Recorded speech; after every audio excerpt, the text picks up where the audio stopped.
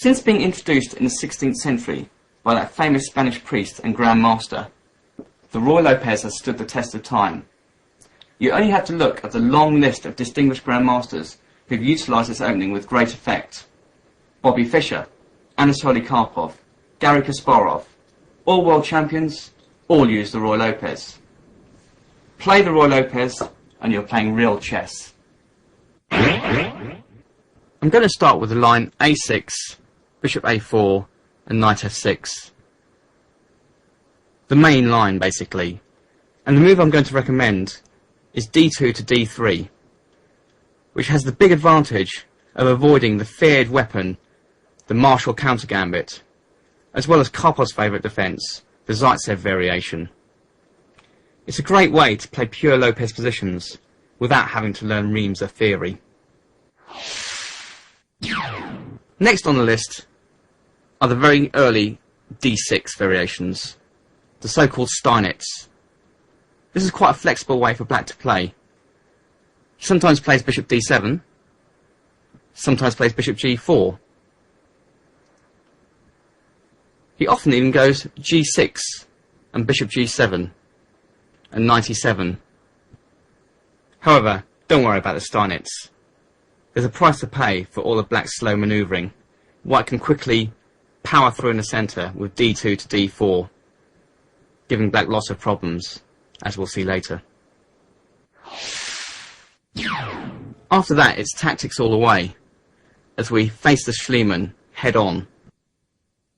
I'll be proving, with knight c3, that it's white who does all the attacking. Finally, we'll be looking at some of black's third move alternatives, such as bishop c5 and the strange knight d4. Well, I have a few suggestions that should give you the advantage against these lines.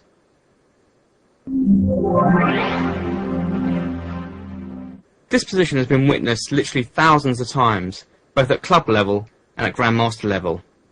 Before delving into the theory of it, I really want to look at a few ideas to give you a taste of how to play this position as white. Here's a typical middle game position arising from the Ruy Lopez. White's position has a very solid feel to it, and there's also many chances to play aggressively. One of the main plans is to reroute this knight on b1. Knight comes to d2, and then to f1. From here, it has fantastic possibilities on the king side. For instance, it can come to g3, and later to f5. Also possible is that the knight can come to e3, where it patrols the squares d5, f5, and g4. From this sort of position, white can build up a really promising attack. For example, say h3, knight from f3 to h2, queen f3, knight g4, the other knight can come to f5. If black captures on g4, white can recapture with the h-pawn, and this gives white the added option of playing down the h-file. For instance, g3, king g2, and rook h1. Naturally enough, white has other plans. After knight moves to f1, white can consider pushing forward in the centre, d3 to d4, creating a favourable tension, putting pressure on the black pawn on e5 and c5. If black releases this pressure, say with c takes d4, c takes d4, e takes d4, knight takes d4, we notice that the bishop on c2, that Lopez bishop, has been reintroduced into the game. If white ever plays e4 to e5, this bishop is a very powerful attacking weapon. Yet another option for white is the pawn thrust on the queen side, a2 to a4, which puts the question to the black pawn on b5 and activates the rook on a1. If black captures on a4, bishop takes a4, black is always left with a slightly dodgy pawn structure. Notice this pawn on a6 is weak as it's isolated on an open file. In these bishop c5 lines, if white is able to play bishop g5, it's a really nasty pin on the black knight against the queen. And we'll be looking at lines where white can force this pin. If white can also play knight d5, then black's in big trouble, as he'll force a weakness in the king position. For instance, bishop takes f6, g takes f6, and black's kingside is looking very shaky. We shall also look at lines where black prevents bishop g5 with h6. But that doesn't stop white's attacking opportunities. For instance, bishop e3 is an interesting move here, opposing the bishops. And if this is captured, bishop takes bishop, white replies f takes e3, and once more we see the attacking potential of the bishop on b3. The f7 pawn is rather weak, and the rook on f1 is very well placed now on a half-open file, adding extra pressure to the weakness on f7.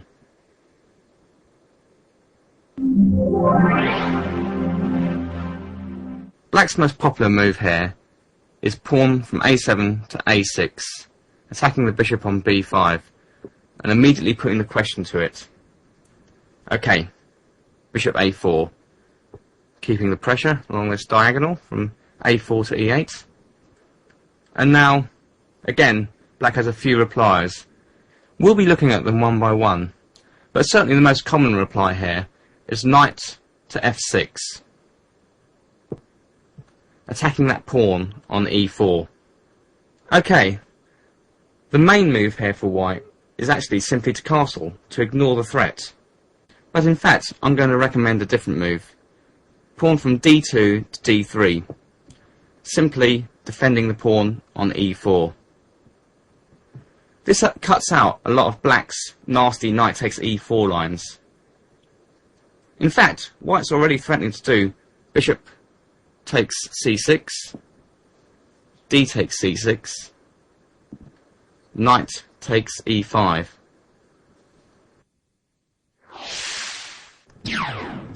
d3 is a very good move, and particularly effective against players who play the open variation with knight takes e4. Now they are simply on their own and have to play real chess. Okay, so white's threatening bishop takes c6. Probably the best way to avoid this for black is simply to play b7 to b5, stopping the exchange and attacking the bishop. Okay, white has no choice. Bishop from a4 to b3. Black now has to decide where to put the f8 bishop. Whether to put it on e7 or more aggressively on c5.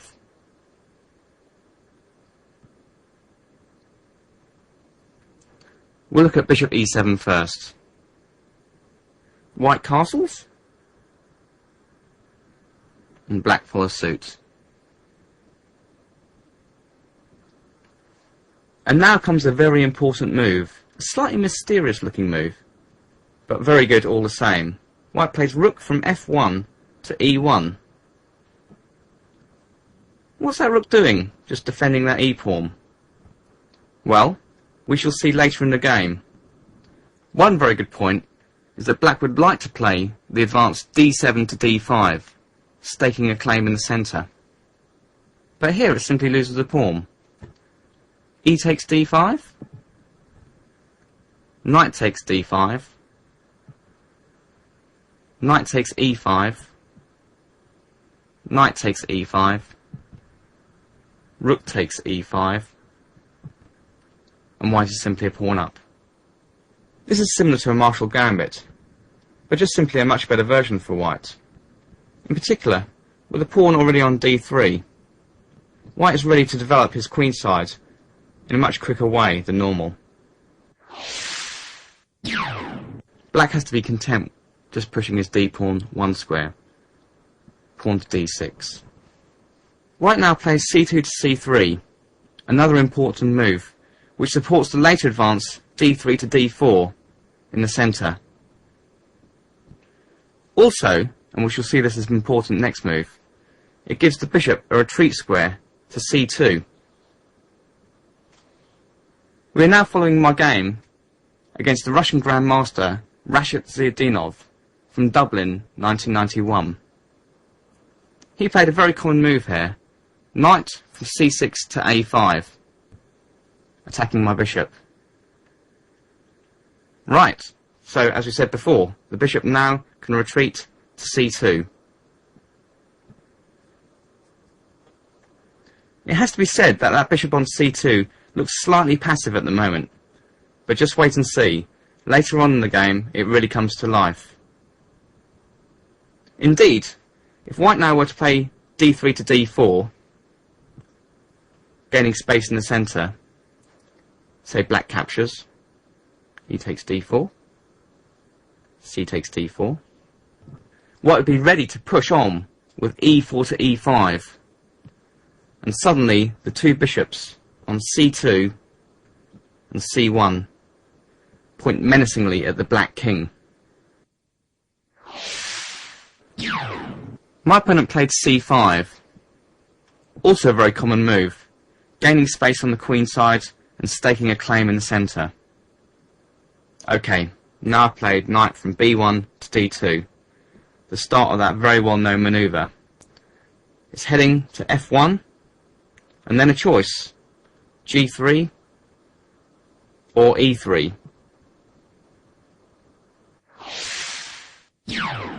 Ziadinov played rook e8.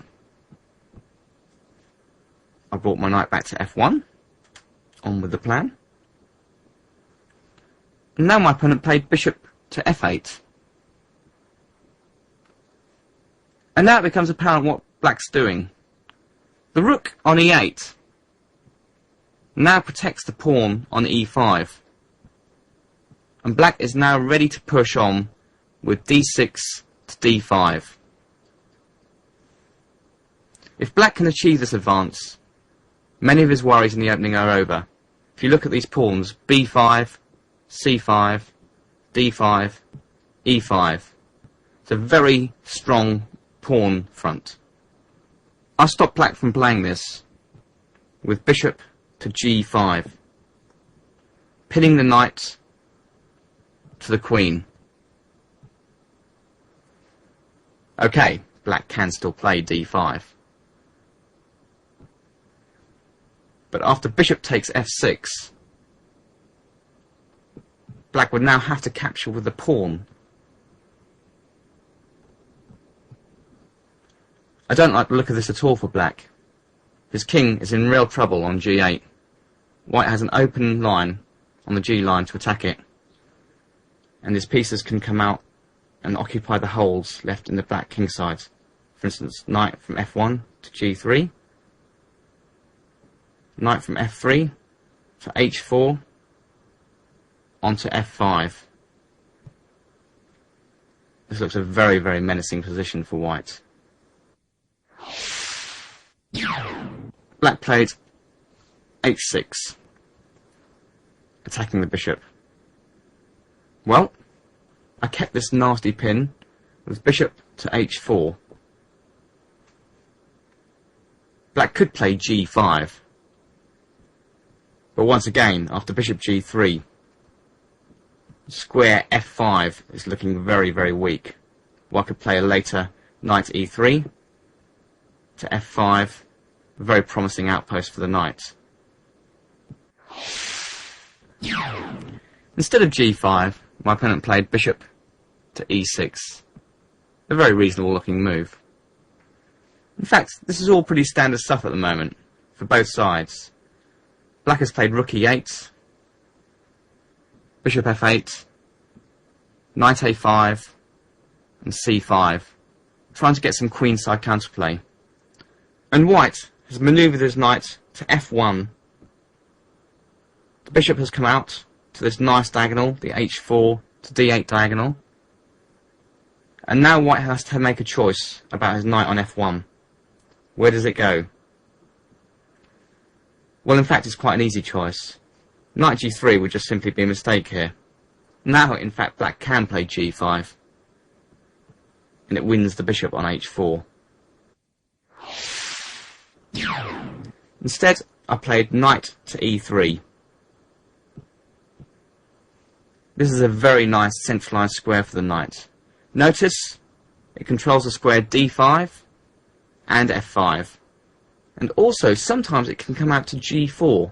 For instance, let's see, white could play h3, maybe knight from f3 to h2, and then one of the knights to g4. Let's put the h knight to g4, increasing the pressure on the knight on f6.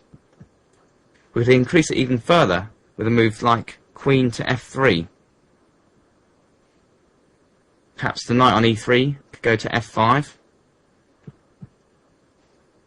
And you can see the type of attack that white can get if black is not careful. Zietdinov played bishop from f8 to e7, releasing the pin on the h4 to d8 diagonal. And now I struck in the centre. This is the perfect time to play d3 to d4. A very important move.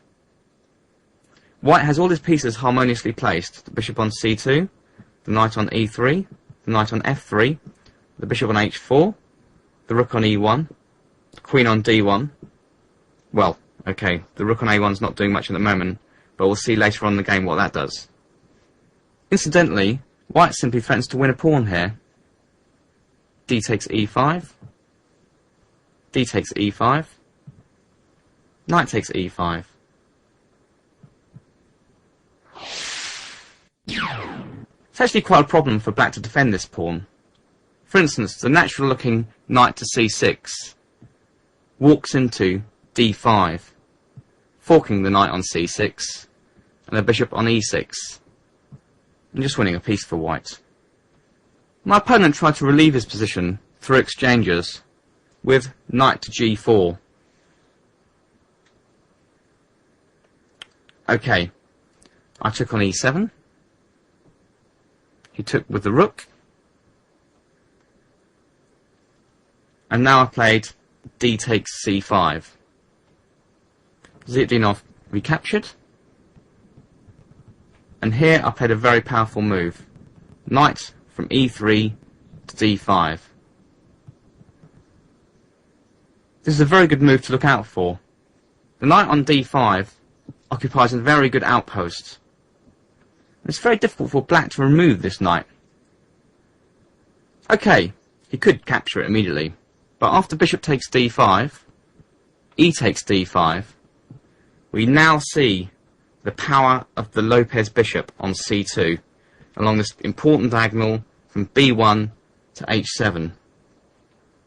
Given a bit of time, I'd like to play queen d3, queen h7 check, king f8, and queen h8 mate. Wisely, my opponent just retreated his attacked rook. Rook back to e8. And here, after a bit of thought, I saw how I could get my last piece, this rook on a1, into the game. I played the move a2 to a4, opening up play on all fronts. The idea is to put pressure along the a file. If black captures on a4, say with b takes a4, white could recapture with the bishop. Bishop takes a4, attacking the rook on e8. Also notice that black's pawns on c5 and a6 are isolated and therefore quite weak. In fact, White already has some threats. For instance, A takes B5, A takes B5, and now B4.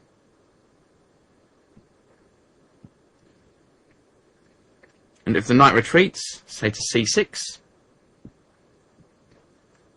Rook takes A8, Queen takes A8, and now you can see the power of this knight. Knight comes to C7, forking Queen on A8, and Rook on E8. Right, my opponent tried his best to dislodge my knight from D5. He moved his knight back from G4 to F6, putting extra pressure on the knight. Well, it's had a good life on D5, but it has to go. I simply captured on E5 with my knight. Knight from F3 takes E5. Black got rid of my knight. Knight takes D5. I recaptured. Pawn takes D5. And black captured back. Queen takes D5.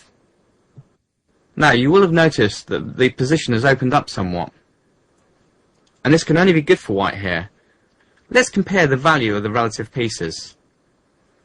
White's knight on E5 is very well centrally placed, compared to black's knight on A5, which really isn't doing very much at all. Also compare the bishops. Let's have a look at that Lopez bishop on C2. Still pointing menacingly at the black king. It's much more active than black's bishop on E6. Well, given all that, it seems logical for white to keep the queens on. So I played queen from D1 to E2. Also, I might like to play rook from A1 to D1 later on to force the black queen off its central outpost. In fact, Zietdinov voluntarily removed his queen from the centre. Queen from D5 to B7.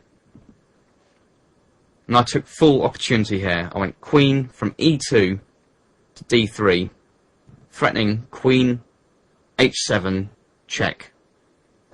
A really nasty check. Okay, black would like to play G6. But here, well, I can crash through. Knight takes G6. Black has to recapture. F takes G6. Queen takes G6 check. And black really has no chance of surviving this. For instance, queen from B7 to G7. Well, I can play simply rook takes E6. White's 2 pawns up, and black's king is in big trouble. So, my opponent was forced into this ugly move, F5. Really not a very nice move. If you notice now, the knight on E5 just has a perfect outpost. It cannot be removed from there with a pawn. There are also other squares in the black position. The knight can go to G6, for instance, later on. Well, the end was already in sight. I'll play queen from D3 to H3, attacking the black pawn on F5. If it moves, F5 to F4, I'm going to come back. Queen D3. A nice little switchback, threatening Queen H7 again. My opponent felt compelled to defend his pawn. Queen back to C8. Now I move my queen again. Queen to F3. Going on to this important diagonal from F3 to A8. It's really difficult to suggest a move for black here. He's really tied down. He played pawn to B4, trying to close it up on the queen side. Well, I simply captured. C takes B4. C takes B4. And now my last rook came into the game. Rook from A1 to C1. Lining up a nasty discovered attack on the queen. The rook and the queen on the same file. All I have to do is move this bishop. The black queen had to move again. Queen B7, offering the exchange of queens. I was having none of that. Queen down to H5, hitting the F5 pawn once again. Black tried to get his knight back into the game now, but it was a case of too little too late. Knight came to B3. Well, I suppose I could take that knight, but instead I just moved the rook. Rook from C1 to D1. And the net is closing around the black king. My opponent played rook to C8. And now cashed in. Bishop takes F5. Bishop takes F5. Queen takes F5. Well, white's just a clear pawn up now. Knight C5. Finally getting the knight back into the game. But in fact, after my knight G6, black is in big trouble. I'm simply threatening to do rook takes rook, rook takes rook, and queen takes knight, winning a piece. If black defends this threat, would say queen to C7, defending the knight on C5. I have a very nice way to finish. I can play rook from E1 to E7. A devastating move. If the queen moves, say queen B6, I have queen F7 check, king H7, queen takes G7, and that's checkmate. If rook takes E7, I can play queen takes C8 check. And if queen takes queen, I follow up with knight takes rook check, king moves, and knight takes queen. And I'm a rook up in this endgame. In fact, I can't find a defence here for black. My opponent, who is in severe time trouble, played knight to E6. Well, this just loses a piece. I played rook takes E6. And here, he just gave up. White's a clear piece up, and black's king is still in big trouble. All in all, a very smooth game. I think after bishop E7, this game illustrated many of white's ideas in this line. We castle, play rook E1, bring our knight around, knight D2 to F1, and play this all-important move C3, ready to answer knight A5 by keeping our Lopez bishop on C2. We know now that even though it looks passively placed on C2 for the moment, when we expand with D4, the bishop comes to life. If I put the pawn back on D3. We also know that black plays C7 to C5 to expand on the queen side. But again, as showed in the previous game, this can leave the route clear for the knight to come to E3 and to D5, which can be a very important outpost. Last, but not least, white can strike out any given moment with A2 to A4, releasing the white rook on A1 and setting up tactics along the A file.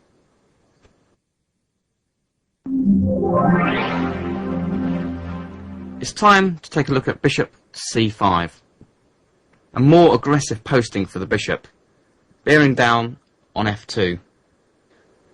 But also, as we'll see later, the bishop is not so well defensively placed on c5. In particular, when white plays a move like bishop from c1 to g5, the pin on the knight on f6 against the queen on d8 can be quite awkward. Okay, a move I'm recommending here for white is to immediately strike on the queen side with a2 to a4. This really puts the question to black immediately about what he's going to do on the queen side. Of course, we're threatening a takes b5, winning a pawn.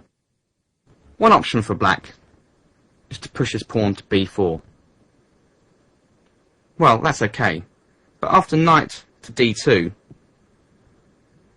this knight might have a nice square later on c4, adding extra pressure to the pawn on e5.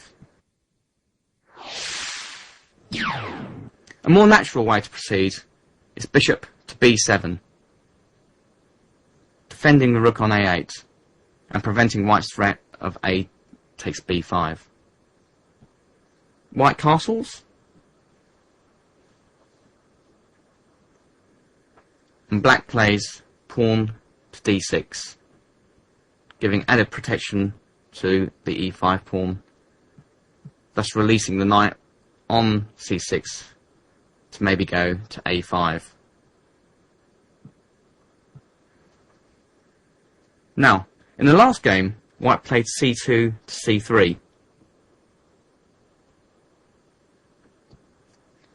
With this particular setup, against the black bishop on c5 and the black bishop on b7, I'm recommending knight to c3. The advantage of this move is it really does pressurise this b5 pawn. Also, the knight is ready to hop in to d5. We'll see how important this is later. Something has to be done about the threat to this b5 pawn. In fact, we're following a game here between Stefan Kinderman, a German grandmaster, and Jan Timman, that well-known Dutch grandmaster. Timman pushed on b5 to b4, and the knight hopped in to d5. And already we see some of the disadvantages of having your bishop on c5. If black were to simply castle here, white can play the very powerful bishop to g5. And this pin is really annoying for black. White's plan is simply to go bishop takes knight, pawn takes bishop, and say knight h4 to f5, queen g4 check, king h8, and queen g7 checkmate.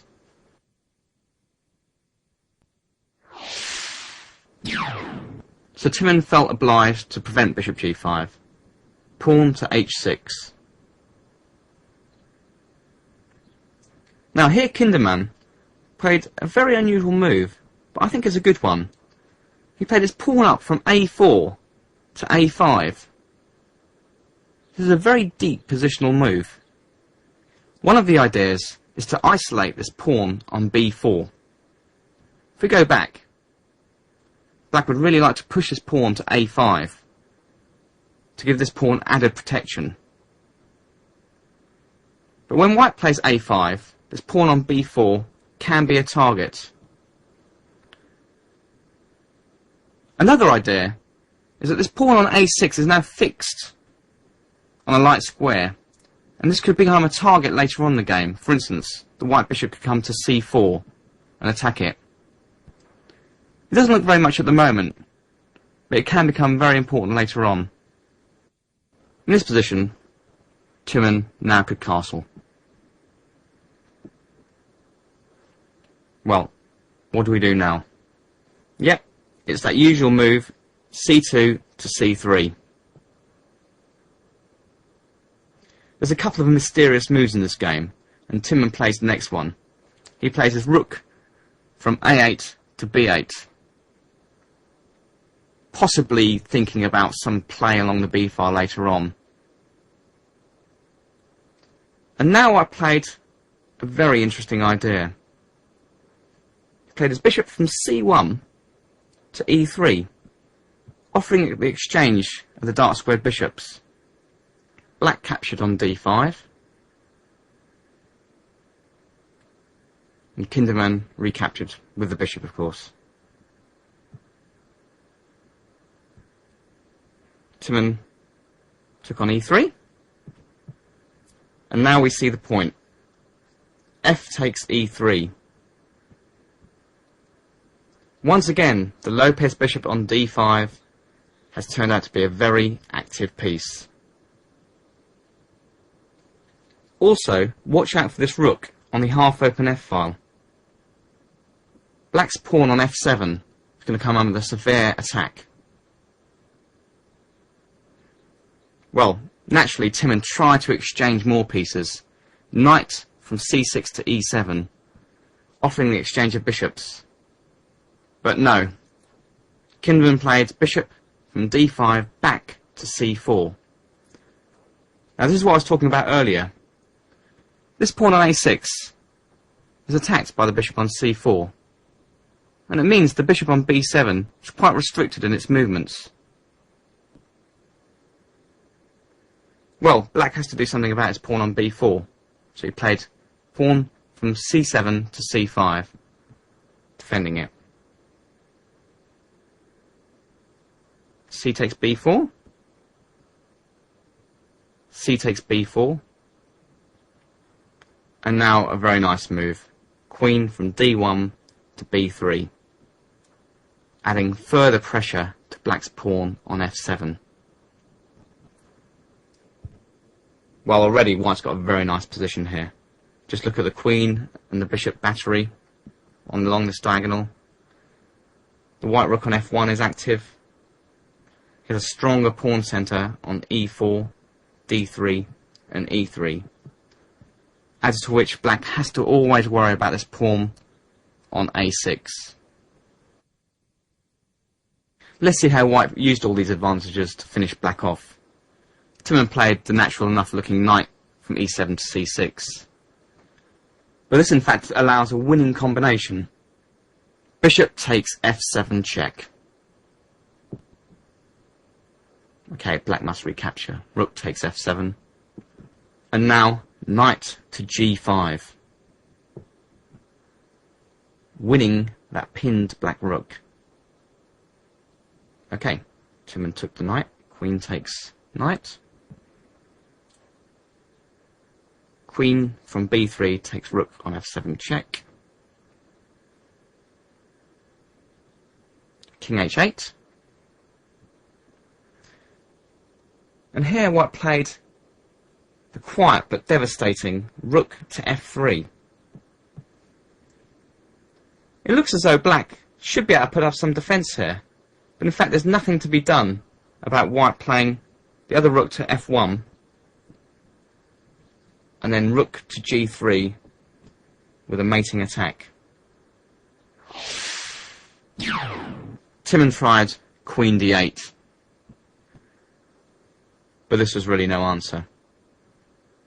Rook came to f1. Black tried bishop to c8, bringing the bishop back into the game. Kinderman finished the game with queen to g6, threatening simply rook from f3 to f8, which will be checkmate in 2 moves. Black can try to defend his back rank by moving his bishop back to b7, but then white can simply play rook to g3, threatening queen takes g7, checkmate. Queen has to defend, queen g8, and now rook from f1 to f7. And this is terminal for black. He can do nothing to prevent rook takes g7, Well, followed by queen takes h6 and mate. Lines with bishop c5 have actually become quite popular recently, but I believe with the move a2 to a4, white poses black a lot of problems in the opening. After bishop b7 and the usual move d6, as we saw in that last game, the bishop on c5 cannot defend very well on the king side. White can play the move bishop to g5, pinning the knight to the queen, with the idea knight from b1 to c3 to d5. A very, very powerful pin. Okay, black can play h6 to prevent this idea, but then white has this alternative plan of castling, playing knight c3 anyway, and then this idea of bishop to e3. And if bishop takes bishop, f takes e3, and then white had this nagging pressure on this pawn on f7, the bishop on b3, and the rook on f1 teaming up.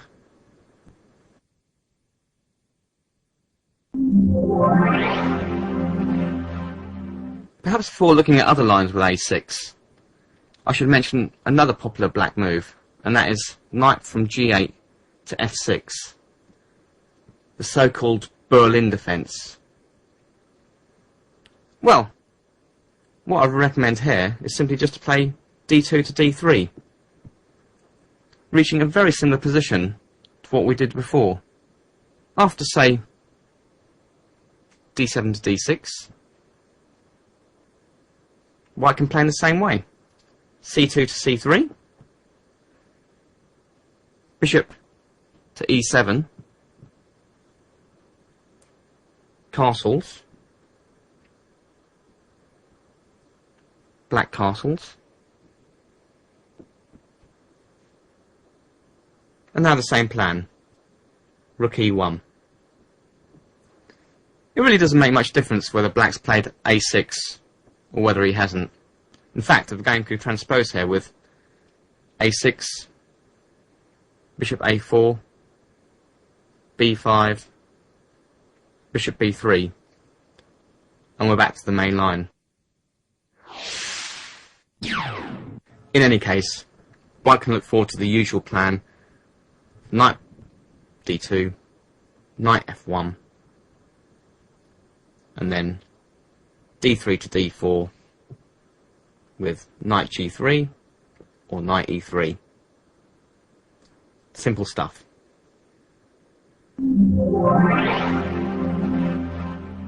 Back to a6, bishop a4, and now instead of knight to f6, another move here is simply d7 to d6. This is called the Steinitz defence. It's got a reputation of being extremely solid. As our e-pawn is not yet attacked, we can take time out by castling. Black could just play knight f6 here. Going back to lines we've already looked at, for instance, white could play rook e1, followed by c3, and even d4 immediately. But what I really want to look at is the move bishop from c8 to g4, giving this annoying pin on the knight on f3 against the queen on d1. Indeed, if black plays now b7 to b5, bishop to b3, and knight to d4, we can just see how annoying this pin actually is for white. Following h3, black plays the very strange h7 to h5. This move was actually dealt with in the first Dirty Tricks video, but I'm going to come up with a solution for white. Okay, not h takes g4, h takes g4, say knight e1, because then black simply plays queen from d8 to h4, and white cannot escape the checkmate. f3 doesn't help. Black plays pawn to g3, and next move is going to be queen to h1, checkmate. Instead of that, how about bishop takes c6, check. B takes c6, and now striking out in the centre, d2 to d4. If black now captures this pawn, e takes d4, we can actually now capture the bishop. H takes g4, H takes g4, and now knight from f3 to h2. And white has an important defensive technique here. After queen to h4, the dirty trick just doesn't work. White has bishop from c1 to f4, protecting everything. After, say, g5, we can go bishop to g3, and black has no chances here at all. Instead of e takes d4, black could actually win a pawn. With bishop takes f3, naturally we capture with our queen. Queen takes f3. And e takes d4. But in my opinion, white's got excellent compensation for the pawn here. This pawn on h5 just looks a little bit silly now, especially if black's going to castle kingside.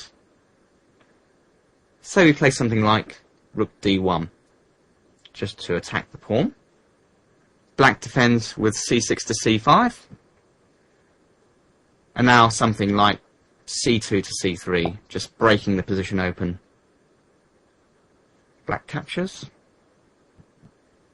White recaptures with the knight. And we're beginning to see some real compensation here. For example, knight f6, it's our turn to pin. Bishop to g5.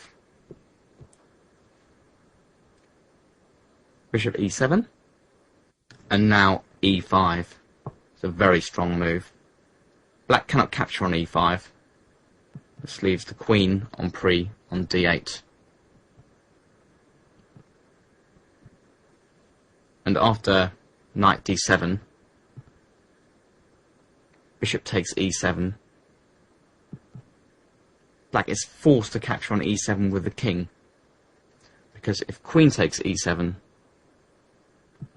white wins a rook with queen takes a8 check. So after h3, the way around h5 is not to capture on g4, but to play in the centre with bishop takes c6, b takes c6, and d4. Instead of bishop g4, the less aggressive option for black is bishop from c8 to d7, just breaking the pin on the knight. Well, if you come across this, my advice to you is just to play the normal moves. For example, c2 to c3, followed by rook e1, and then even d2 to d4 in one go. White can get away with pushing the pawn 2 squares in the opening here, because black has put no pressure on the e4 pawn with the usual knight to f6. In any case, white has already castled and the rook is on e1, protecting e4.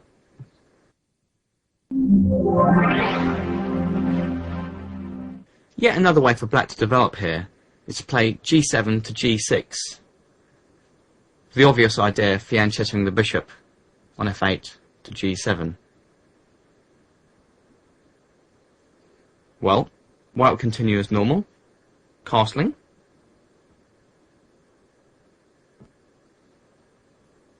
Bishop to g7.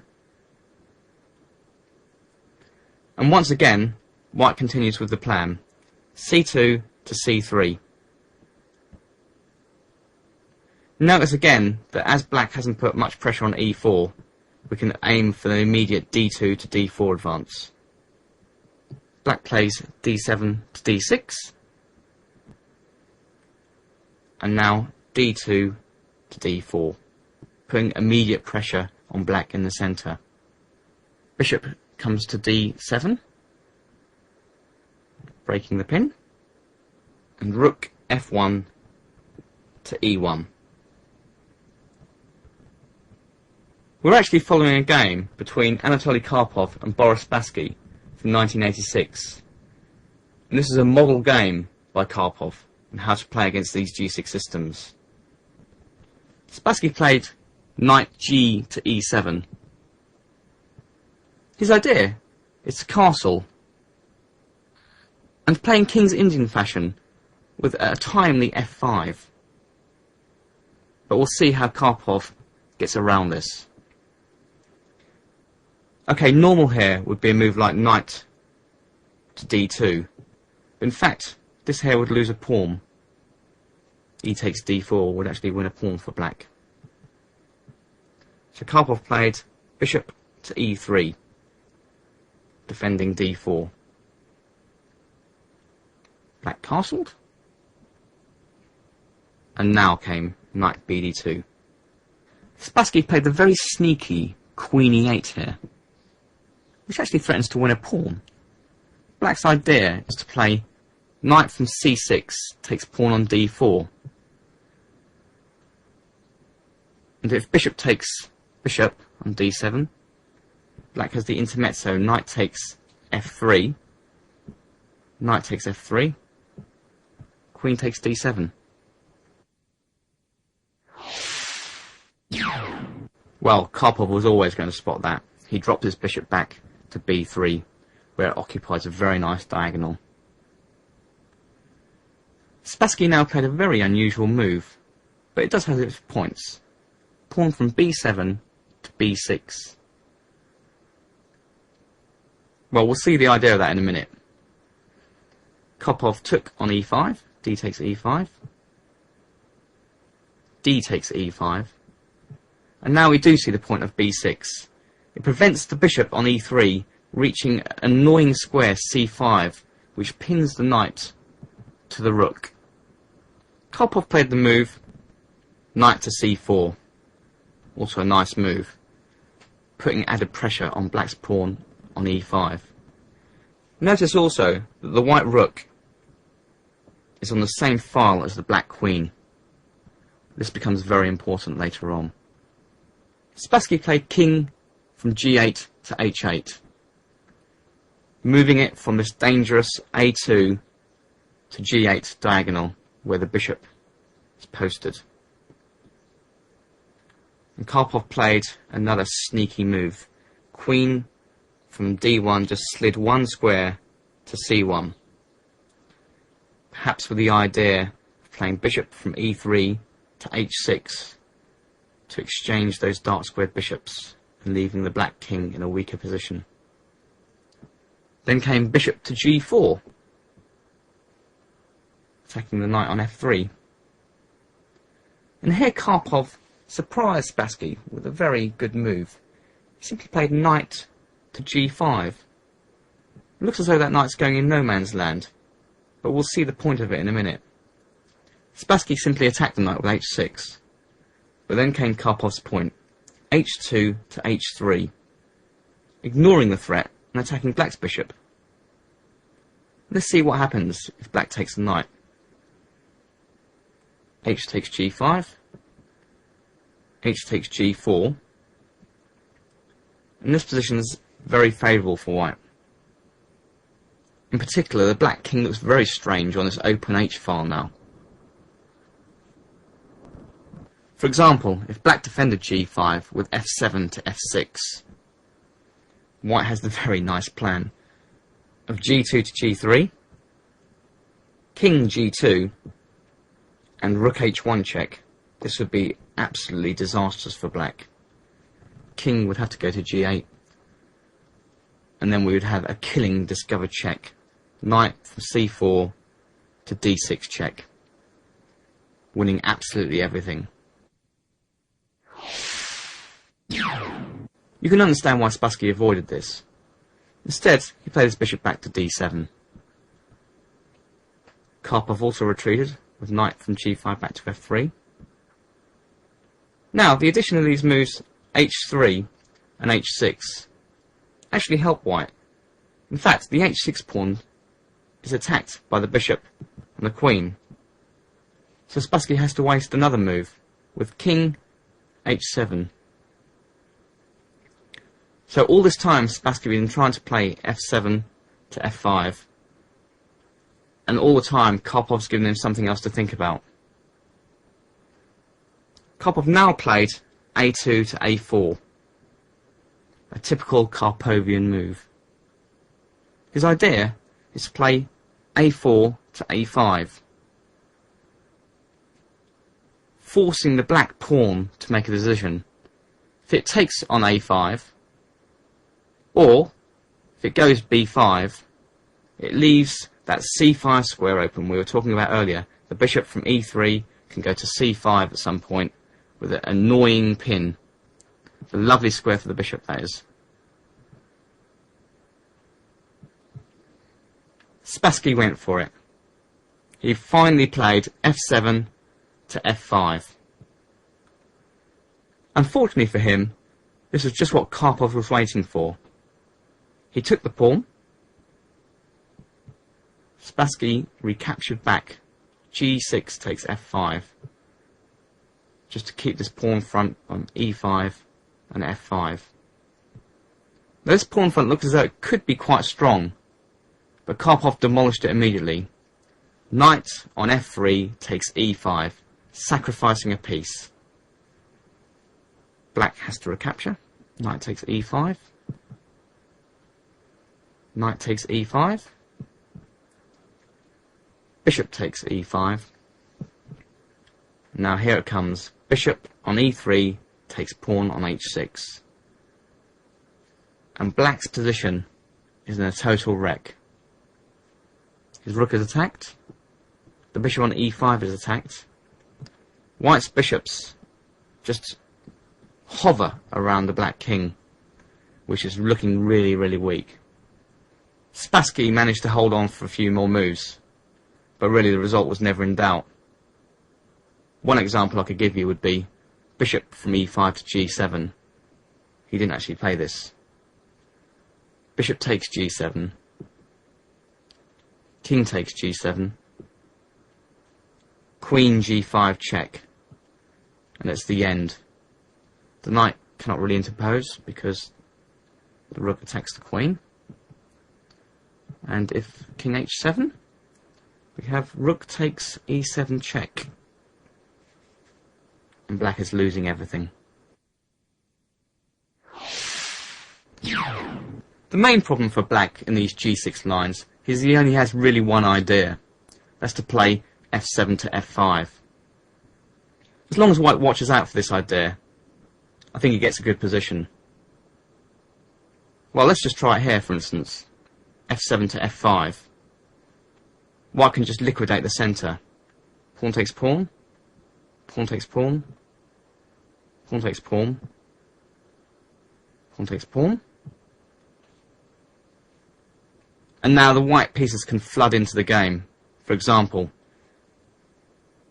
bishop b3 check, king h8, moves like knight g5 or bishop c5 and knight to c4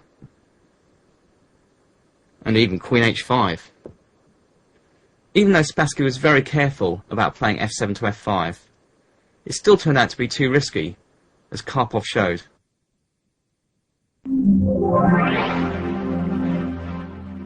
One final line with a6 I'd like to look at is a6, bishop a4, and now the immediate b5, forcing the bishop back to b3. Black's idea in this line is to play knight a5 here, hitting the bishop on b3 and virtually forcing the exchange. This is called the Norwegian variation, and it's not very popular at the moment, but you can never tell with chess fashion. Naturally, knight takes e5 looks like a good move. But in fact, following knight takes b3, a takes b3, black can regain the pawn with a reasonable position, with queen to e7, hitting the knight, say d4, and now d6, and the knight really has to move. After knight f3, queen takes e4, and black is fine. Instead of taking on e5, white should simply castle, getting on with the development. Now knight takes e5 is a real threat. Black has to stop that. Pawn to d6. And here, continuing with c3 doesn't make so much sense. Black will simply take the bishop on b3 with his knight before the bishop has a chance to retreat to c2. Since black has moved his knight away from the centre and put it on a5, it seems logical here for white to blast open the centre immediately, and this is what he should do. d2 to d4. Now black has problems just defending the strong point on e5. Basically, black generally takes on d4. E takes d4. And white recaptures with the knight. Knight takes d4. There's a little trick here I think you should know about. If black was to play the move c7 to c5, quite a sneaky move, white shouldn't retreat the knight with knight to f3 for instance, because then black would play c5 to c4, trapping the bishop on b3 and winning it. This is called the Noah's Ark trick, but it can be avoided here. After c5, white plays the intermezzo, bishop from b3 to d5, attacking the rook. And after the rook moves, say rook b8, now we have time to move our knight. Knight back to f3. And this is a very nice position for white. The bishop on d5 is on a very good outpost, and the knight on a5 is just looking rather silly here. Instead of c5, black should probably carry out his plan, which was to take the bishop. Knight takes bishop. A takes b3. Bishop to b7. Attacking e4. But after a move like knight c3, I think white's got a very nice position here. For example, knight to f6, again attacking the pawn. Bishop g5, it's that pin again. Bishop e7, and now I like the move, knight from d4 to f5. A very nice square for that knight, attacking g7, putting pressure on the bishop on e7. This looks a very promising position for white.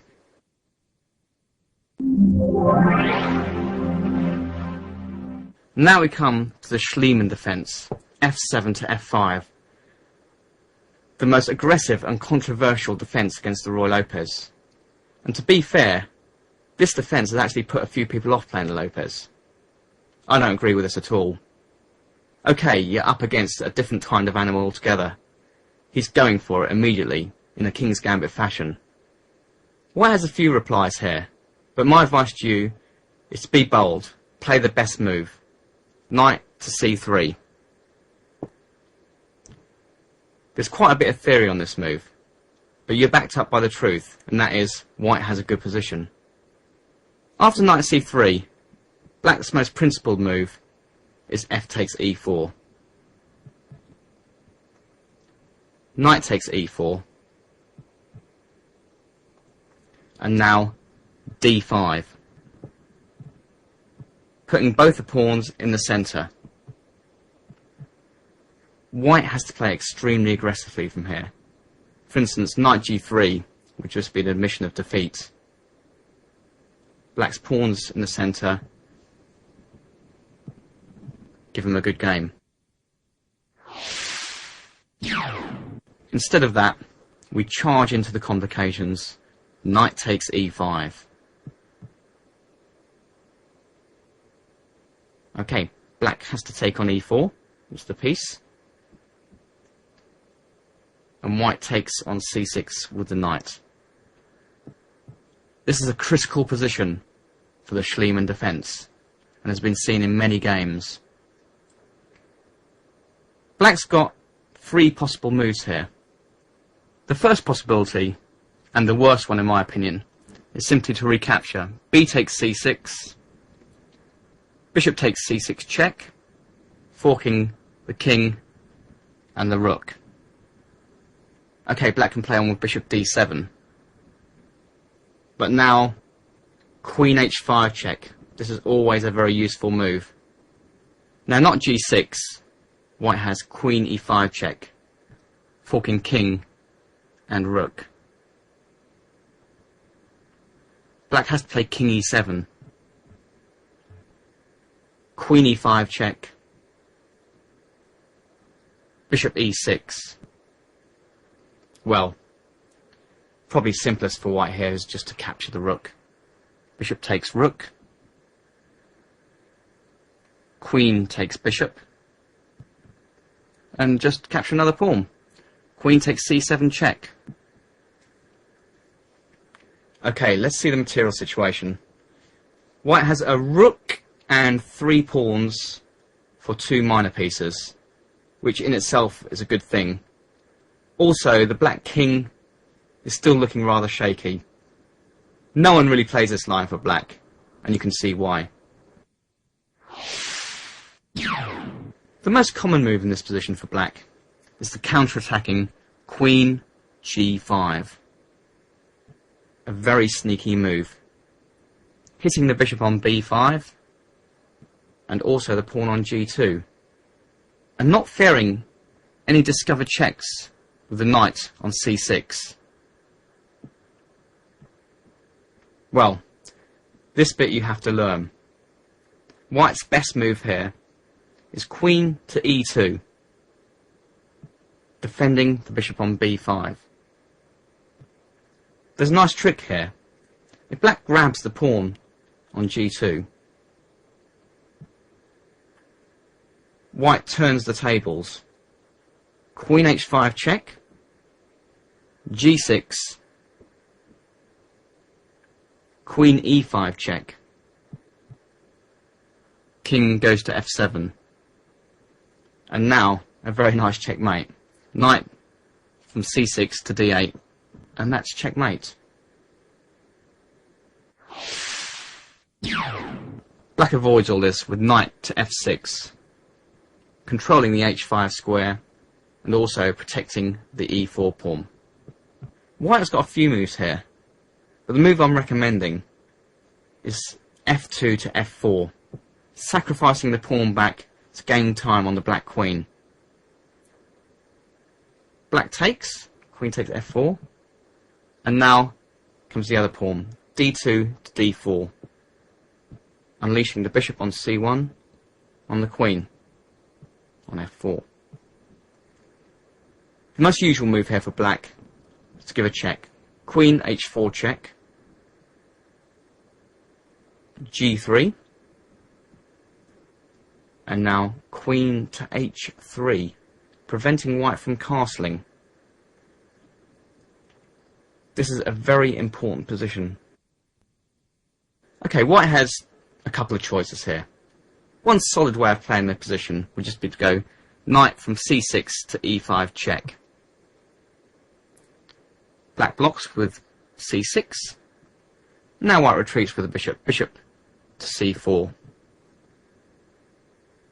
And white will follow up with maybe bishop to f4 or g5 and castles queenside. A reasonable way to play this position. However, white also has a very intriguing possibility here, once played by Bobby Fischer in a 5-minute game. He played bishop from c1 to g5 immediately, threatening to take on f6 and then take the pawn on e4. His opponent played a6. White retreated, bishop a4. Notice that black still cannot take on c6. B takes c6. Bishop takes c6. Simply wins the rook. Now the Yugoslav Grandmaster Matulovic played bishop to d7. Quite a clever move, pinning the knight to the bishop on a4. I have a feeling Fischer had this in his home analysis, because he whipped off bishop takes f6, g takes f6, queen takes e4 check, king f7. That's pretty forced. And here it looks as though black has got some good ideas. For instance, he's already threatening rook from a8 to e8, pinning the queen to the king, as well as simply threatening to take the piece on c6. But Fischer had it all worked out. He played knight from c6 to e5 check, a piece sacrifice. Matulovic was forced to capture. F takes e5. Fischer threw in a check. Rook f1 check. King came to e7. And now he simply captured on d7. Bishop takes d7. King takes d7.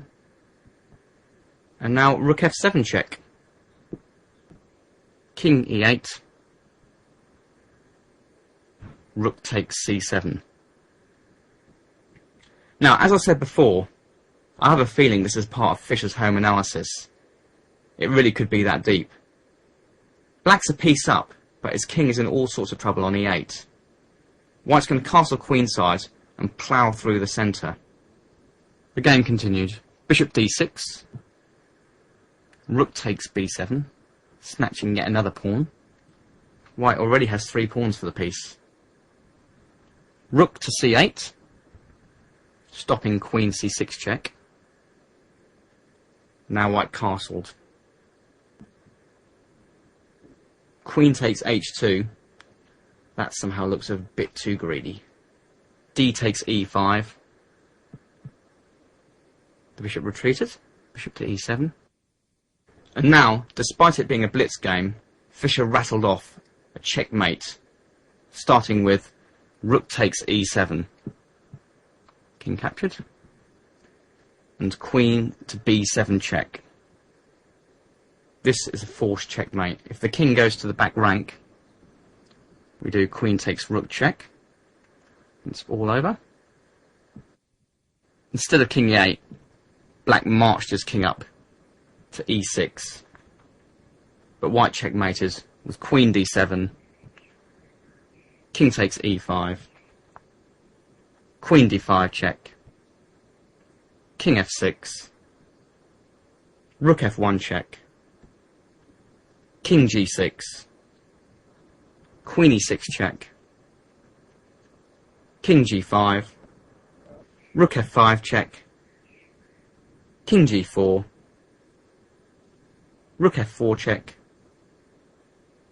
king takes g3, and finally queen g4 checkmate. Fantastic game from Fischer. Fischer's brilliancy arrived after d4, queen h4 check. Instead of queen h4, black can be less aggressive with queen d6. White should play knight e5 check. Pawn to c6. Bishop to c4. Threatening knight f7, for example. And here I think white has a comfortable edge. White has moves like bishop f4, castles queenside, rook f1, all in the pipeline. Notice this pawn on e4 could become a real weakness later on. Black's third idea is to play the move queen to d5. Similar to queen g5, it attacks the bishop on b5 and also the knight on c6. White has to play c4, defending the bishop and attacking the queen.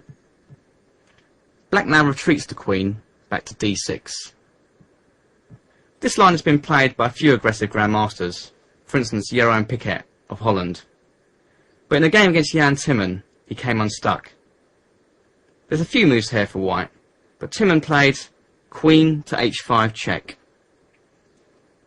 Piquet replied with g6, and now white's a pawn up.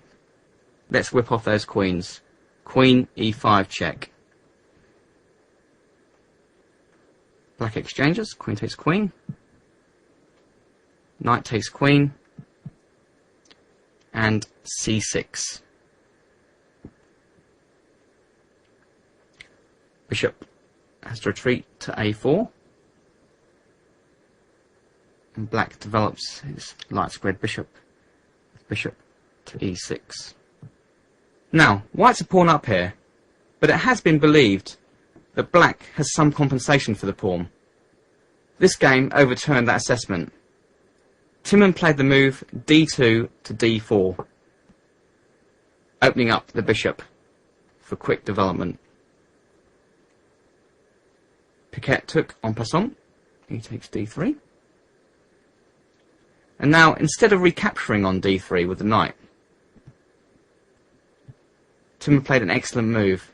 He simply played bishop from c1 to g5, a very important move, preventing black from castling queenside. White has sacrificed the pawn back, but is ready to castle queenside himself and flood the centre with his rooks. Piquet played bishop g7, attacking the knight on e5, but Timman once again surprised him, played a very good move, castles queenside. And after bishop takes e5, rook h e1,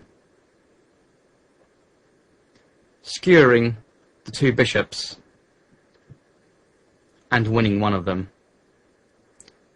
After h6, rook takes e5.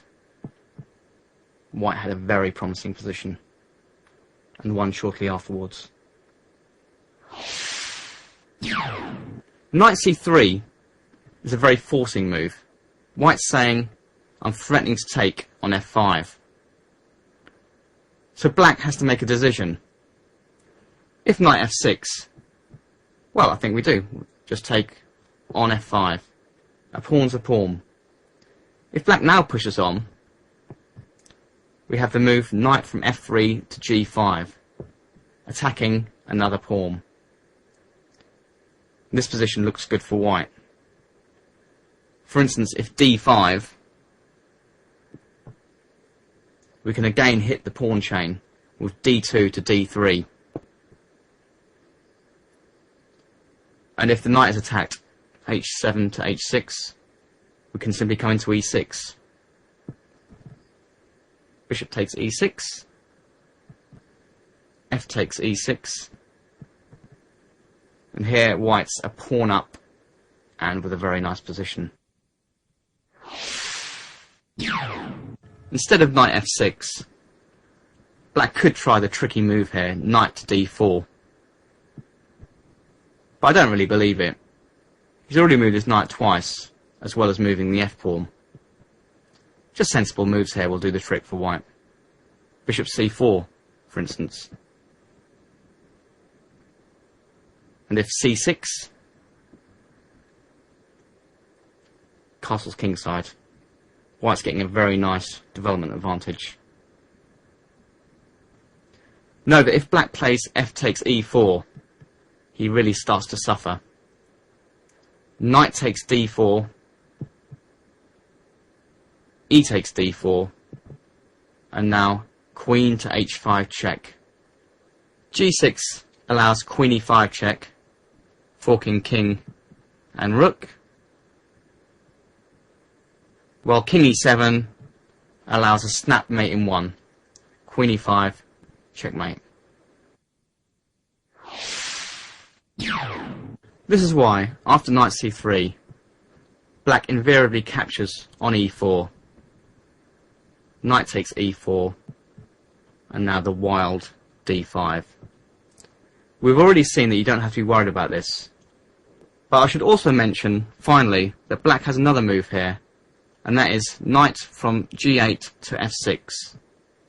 White captures, knight takes f6, queen takes f6.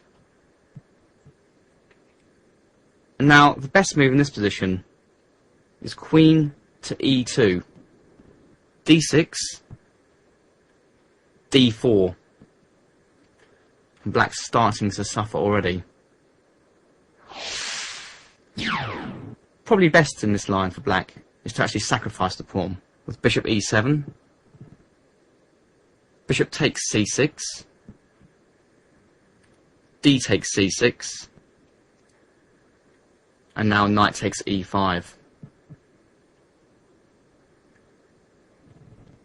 Okay, black has the two bishops and some free development, but really I don't think it's worth a pawn.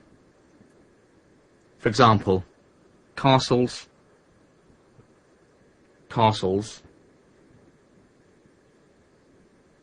bishop d6, attacking the knight, d4, and we've got a very strong knight in the centre there. Black could try to undermine the knight with c5, but after bishop e3, white's got everything under control.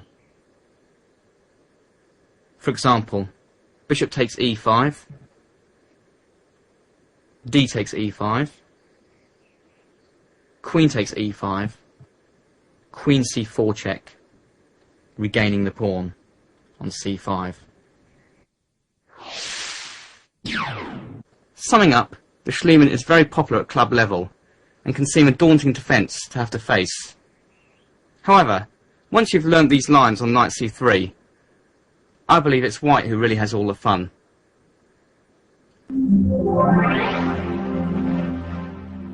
One line which you don't really have to worry about is bishop to c5. After castles, knight to f6. We just play in the normal way. Pawn to d3. So black plays d6. c2 to c3. And knight b1 to d2. In this type of position, white can also look to expand on the queen side while gaining time on the bishop. For example, we can consider b2 to b4, and when the bishop retreats, knight from d2 to c4, simply to capture the bishop on b6, leaving white with the advantage of the two bishops. All in all, a pleasant position for white to play.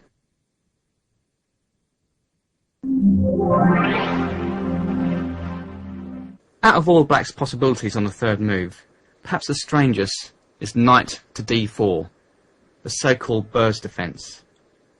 Black moves the knight twice in the opening just to exchange it off for white's knight. Well, I don't really believe this defence, but perhaps we should have a look at it anyway. White captures on d4, knight takes d4, e takes d4, castles kingside is a good move. Black normally plays bishop c5 here, moving the bishop, protecting the pawn on d4, and now I like the move pawn to d3. White's idea is to use the fact that the pawn has moved from e5 to d4 to start a pawn launch on the king side involving f2 to f4. Here's another win from our friend Stefan Kinderman, who shows how this should be played from the white side. After c6, white retreats the bishop back to a4. Then comes knight to e7, and now the start of the pawn launch, f2 to f4. Notice these pawns in the centre, controlling very important squares. Black played d7 to d5, and here Kinderman rolled on f4 to f5. I like this move very much. If black were to castle here, then the move f5 to f6 causes havoc in the black position. G takes f6, bishop h6 for instance, and black's king is looking very, very shaky. That said, Kinderman's opponent chose an even worse option. He played the move g7 to g6, which only encouraged white further. Yep, f5 to f6, and now the horrible looking knight to g8. Well, it's a good time to open the position up for white. E takes d5. Black now actually played b5, taking the bishop. Now Kinderman threw in a very useful check, queen e1 check. In fact, the black king is forced to move. e7 and e6 are firmly under control from the white pawns. Black played king f8. Now, instead of retreating the bishop from a4 to b3, Kinderman first played b2 to b4, attacking the bishop on c5. This is quite important, as you'll see later on. The bishop retreated to b6, and now Kinderman's Lopez bishop slid back to b3. It's a truly awful position for black, and the end was not far in coming. Black captured back on d5, c takes d5. But now the bishop had the final say. Bishop takes d5. In fact, in this position, Kinderman's opponent tried bishop f5, but Kinderman simply took on a8. And black resigned. White is too much material up. Of course, queen takes d5 is a critical move. But now white has a very pretty finish. Bishop h6 check. Knight takes h6 is forced. Queen e7 check. King g8. And now the white queen just moves one square up the board to e8. And that is checkmate.